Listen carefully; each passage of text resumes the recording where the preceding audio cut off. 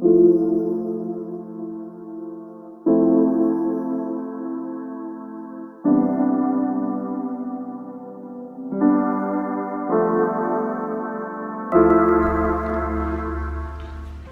you couldn't already tell, today's going to be a slightly bit of a different type of video.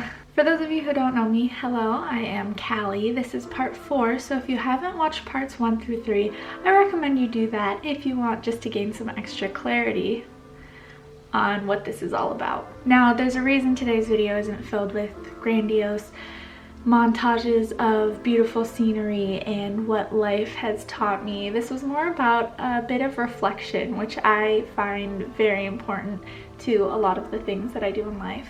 So one of my biggest morals is that I am a rule follower at heart. I believe that it is important to do my part as a citizen, and basically if I don't agree with a rule, then I should make steps to change it, not just blatantly break it. Not following the rules leads to panic attacks, nausea, basically all of the not great stuff that comes with knowing that I'm doing something I shouldn't be doing. I try really hard to always do what's right, and what's right is not always easy.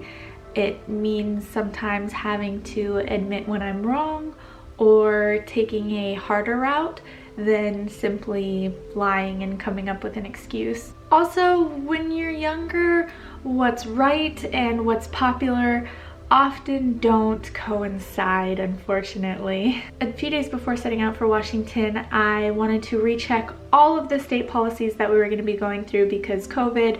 I wanted to make sure we weren't going to have any horrible times trying to get into states, get out of states, what was going on with the rest of the United States.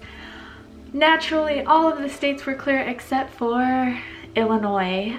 Chicago had a 14-day mandatory quarantine for citizens from certain states, one of them being Florida, which is where I'm from.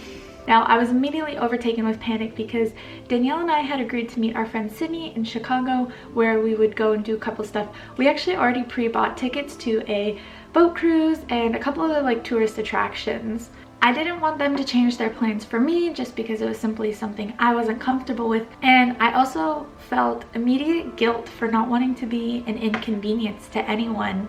And I think the hardest part was the more people I told this story to over the few days leading up to actually getting to Chicago, the majority of the people were kind of like, well, you're not gonna get caught. It was overall really frustrating because I knew I wouldn't get caught is the thing. But I also know that deep down inside it's really important to me to do what's right. And what was right, I felt, was to put my foot down and have a voice and say, I'm not gonna leave the hotel because I'm from Florida. And I believe it was the mayor of Chicago, maybe, that even she admitted that kind of, hey, we don't really have checks in place, but it's more of just do the right thing. And that's the type of thing that clarity brings you. When you know where you want to end up, you know the path that you're going to take, and you have the courage to not be swayed from that. It is not my intention, nor is it my right to dictate anyone else's path. And there are so many factors that play into it all. All I know is that clarity gave me the courage to say, I'm here right now. This is what I'm going to do, even if it's not the popular or expected route to take. At the end of the day, I did stay in our hotel room for the remainder of our 2 days in Chicago, but I had just as much fun. I actually got a little bit of rest, I got some editing done, and we tasted some delicious cheeses, which I will insert right here.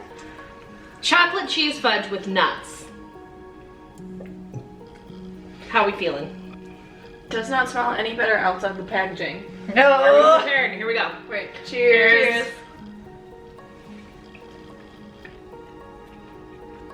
Whoa. Whoa! Not expected. Whoa! That's a fudge before that's a cheese. No kidding.